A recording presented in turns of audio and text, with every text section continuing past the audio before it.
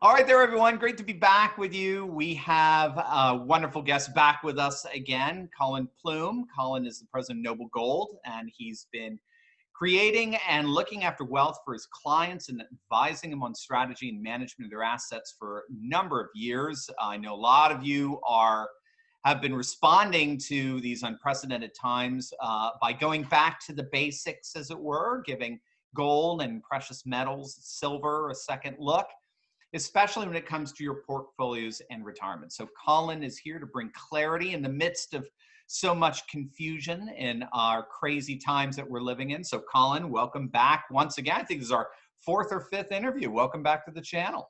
Thank you, Dr. Turley. Yeah, it's always a pleasure to be here. And, I think we're 39 days away from the election. There's a lot could happen, and a lot is happening as of right now that I think could really shake up the markets in a lot of different ways.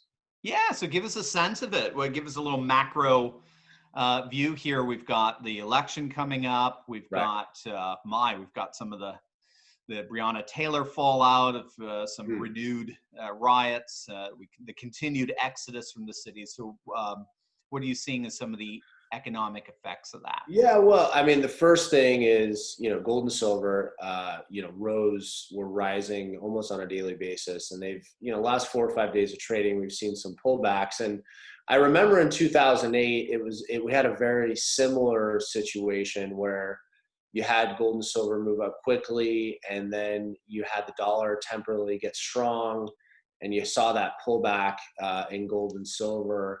And a lot of people, where's gold and silver going? But I think what they're doing is they're setting new floors for themselves. These, silver in the 22 range, which is still, I mean, if it dips below 22, maybe we'll see where the next target is. But I think these numbers we're still at all-time highs. And I think that's what people need to kind of focus on.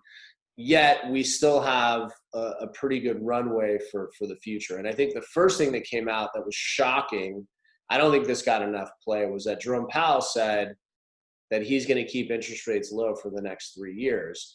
And for the Federal Reserve to say that they're going to keep interest rates low, basically they're just saying we're going to keep money as cheap as possible for the foreseeable future, regardless of what the economy is doing.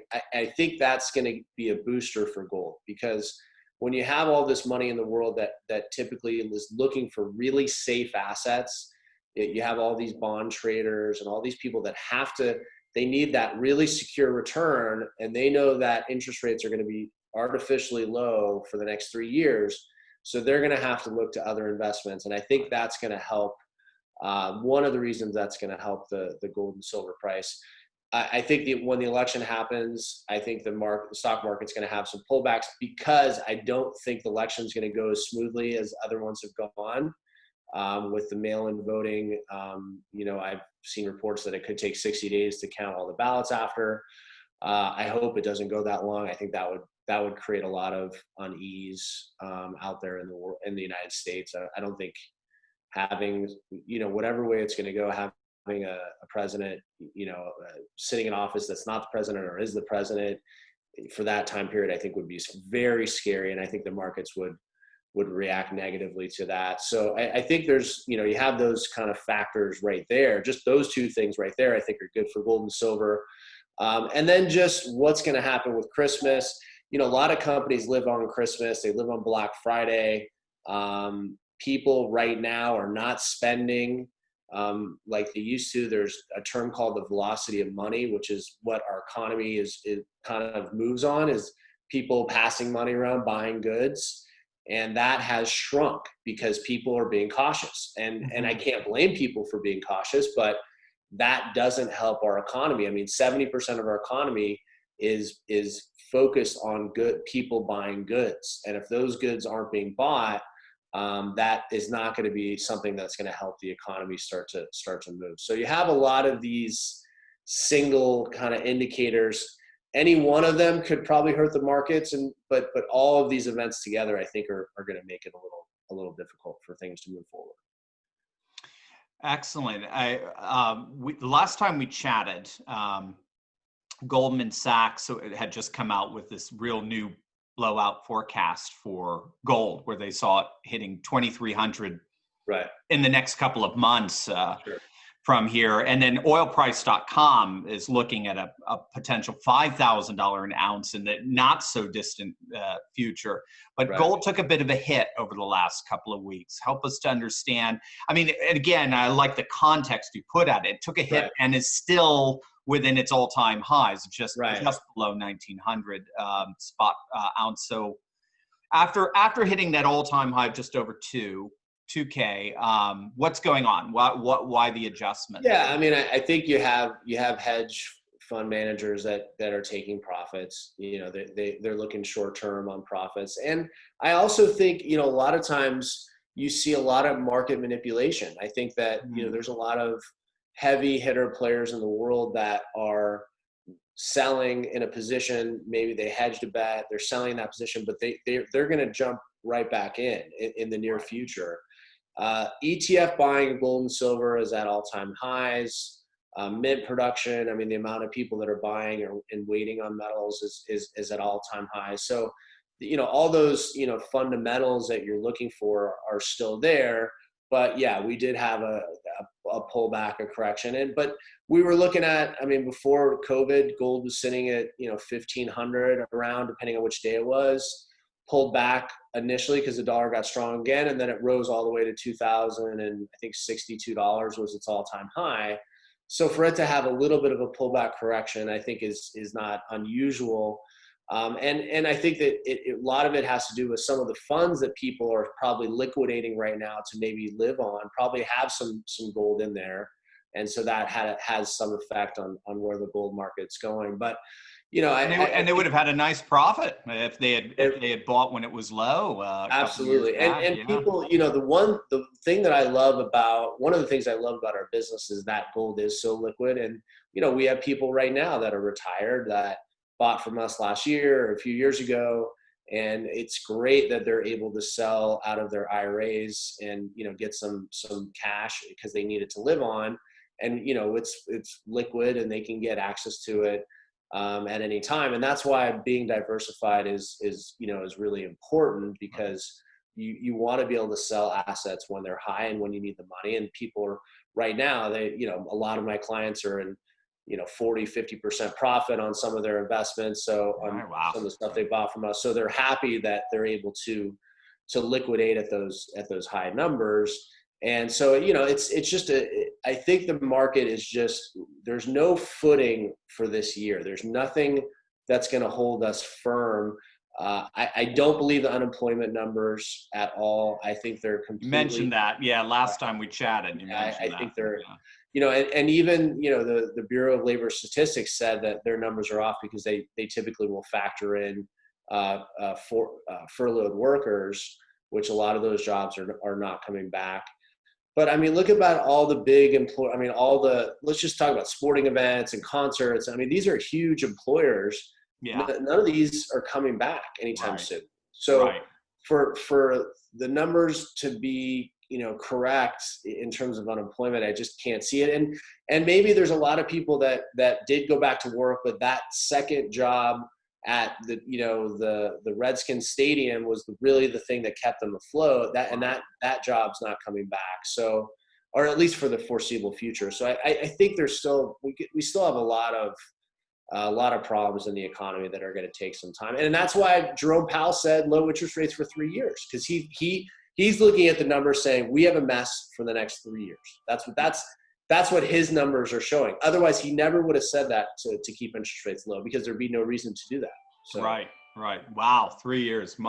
I know we were just watching, what was it, Monday Night Football? Now the LA or LV. I'm never going to be able to say it. Oakland Raiders are now Las Vegas Raiders, and they had that beautiful, stadium with our black colors and all that sort of stuff, and it's just empty, and you're looking at it going, oh. Yeah. And and Los Angeles has a brand new stadium too, and nobody's in the stands there too. And Philly, that's right. It does. It has that gorgeous stadium. Yeah. Both the stadiums are just. Yeah, I mean, Vegas had this dream of all these gamblers and giving them free tickets and, being able to keep, I heard a story about why they really wanted, why Las Vegas was pushing, why the casinos was pushing, was because a lot of gamblers would leave like Sunday morning, and they thought if they get a football team and they gave them free tickets, they can keep them for one more day. Night. Yeah. And usually that last night, from those of you that gone to Las Vegas, is the night that you wish you left that one more. So, but yeah, no one's in those stadiums right now. And yeah. It's a shame, but the problems that we have, the dollar, the way that we decimate our money, and the way that, the fact that we are so lucky that we're the world's reserve currency. When we became the currency of the world in 1944, it just so happened that we were in the right place at the right time. Wow. And that, at that time, we actually made goods here in this country. That's the difference. When you look at what's going on with us in China, we're just consumers. We're not in a position where we make anything, and that's always going to put us behind the 8 ball in terms of the economy. And that's always going to be our issue, because eventually this debt I know everybody says like, well, we can just keep doing it, but eventually we will not be able to sustain ourselves. We are just in a debt bubble that has just never gone away, and it's just, especially since 2001, it's just gotten worse and worse and worse. And, I think that eventually we'll see some type of dollar collapse, and we'll have to kind of hunker down and start really just focusing on us here in the US and our people, and, not being in every country in the world like we are right now. And, I think eventually that'll be a good thing, because we're really spread thin. Mm-hmm. But it's disconcerting when we just have this same policy and Congress has adopted it too. They don't need to have a budget. They just keep spending. There's literally no end in sight. Right. And, if you and I had a checkbook that we could just write checks, that we never worried about anybody really cashing them or really having anything in the bank. That's really what our economy is right now in the United States. It's a really sad state of affairs. Yeah. And then that pivots over to going back to real estate, real money, as opposed to, right. So you mentioned you were in an interview with mining, I think mining.com. Mining.com, yeah. Really, an authority on everything mining, and talking to them about silver and really trying to illuminate them on what's happening with silver. Well, that's the thing. So you and I, before the interview, were talking about it. They haven't, you mentioned that that was like the first time they focused on silver in like 6 months or so. Yeah. It's all been gold, right? Yeah. Everybody just talks about gold. They don't talk about silver. And, I think everybody should be talking about silver. Obviously we've seen what it's done this year, but I think we have so much room to grow with silver, just in all the industrial uses that are happening. And the one thing that we talked about in that interview is that, California next year, all new construction, real estate construction, will have to have solar panels. So any apartment building, any retail, any home, it's a law. That's where we're going. And they use silver in the solar panels. And, it makes sense that we're going in this direction, because we want to be more efficient as a country. We want to move in that direction. And I believe California usually sets the bar for the whole country in terms of real estate law. And I think eventually other states will follow suit, and they'll start to do that. But, you have that use. Now we just came out, California's talking about getting rid of all new production of gas-powered vehicles by 2040, I believe. Oh, is it 2040? So okay. They're moving away from those vehicles. So everything is going EV, everything is going electric, and silver is at the forefront of that. And, the article in mining.com talks about how Mexico was so hampered this year in terms of mining because of COVID, obviously. Mm-hmm. And they're still having problems. They're still having problems keeping up with production. And so it's, silver's like the redheaded stepchild that nobody wants to talk about, but it's really a great industrial metal. And, people call me sometimes and they say, that's the hard thing about it is I have a lot and I don't, storing it. And, I think that's a good problem to have if you have too much of it. But, we store it for people too. I've had people come in and do very large orders of silver bars, and pallets and pallets of silver bars. So, and we can store it for them safely, and it's insured, and, do all the things that are required. So if someone doesn't want to keep it on hand, we have that option to keep it in a safe location for them. So I think it's a great metal to own right now. And I think, hitting $49 or $50 an ounce in the next, 3 or 4 years is very, very realistic number. Wow. That's a nice pivot over to you guys, to Noble Gold. And in that interview, they made much of the fact that you've seen a 30% increase in your business since March 1st, since really COVID started breaking out here. Very impressive. What do you think? What is it about the whole lockdown and COVID that's driving people back to precious metals?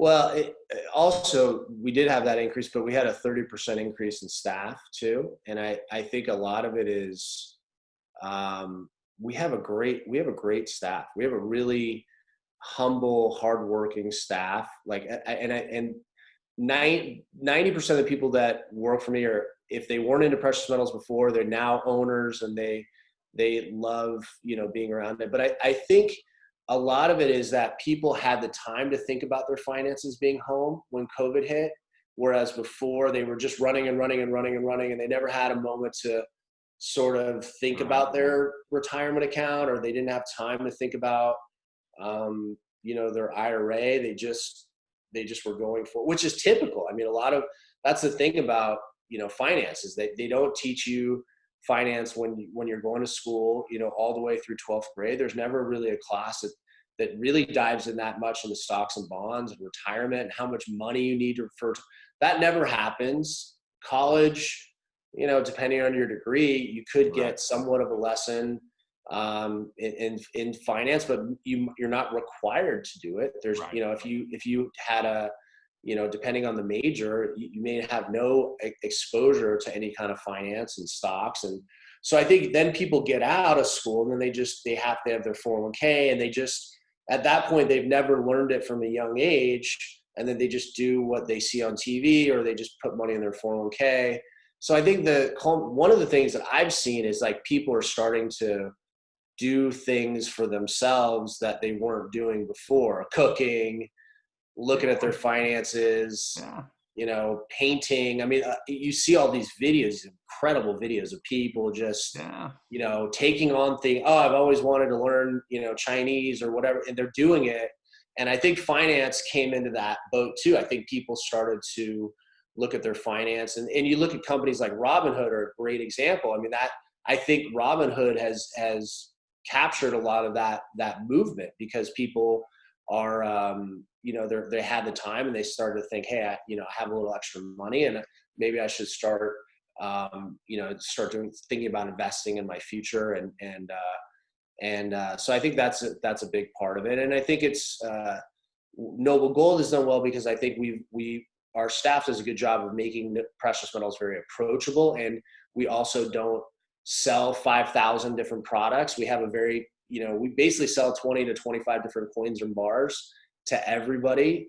And so we know what we're doing. We know what we talk about, and we know that those are products that people want to buy and sell, and they're good products to own. So I think we've streamlined it, and that has helped also, a combination kind of with everything else that's been going on. Wow. Let me show everyone. I'll show everyone a little token of what you're talking about here. So we'll combine silver and Noble Gold. Let's see if we can see this. Can we see that somewhat okay? I don't want it to fall out here, but it's hard. Coins are hard to see depending on the angle, but basically that's the Apollo 11 5 ounce. This is the coin. Apollo 11. Yeah. Do you have a picture on your website? Yeah, we got a picture on the website, and even better, if you do a qualified IRA with us this month, you'll get it, so you don't even need a picture. Yeah, that's right. We'll ship it to you. We could print out the picture for you. And no, this is a beautiful. I got this little gift in the mail. It's 5 ounce Apollo, is it Apollo 13? It's the Apollo 11. It's the Apollo 50th. 11. Yeah, it's the 50th anniversary coin. It's a limited edition coin. It's a proof, which means it's never been touched. So don't take it out of that case because that'll hurt the value of the coin. It's never been touched by human hands. And I think it's one of the most beautiful coins they've made probably in the last 15 or 20 years. Just an immaculate coin, very interesting design. And yeah, so anybody that gets started with us, even if you just start the paperwork for the IRA this month, and it takes a few weeks to get the paperwork finished, you're going to get that coin. Comes with all these. I've got all the knickknacks here. The box itself. Yeah, you get a certificate of authenticity. When I got it in the mail, I was like, oh, this is beautiful. I mean, I've just kept it all like perfect. It's lovely. So the question is, Doctor, are you keeping it, or are you going to give it to one of your kids, or is it for you? Are you saving? Forget it for yourself, right? Yes. Absolutely.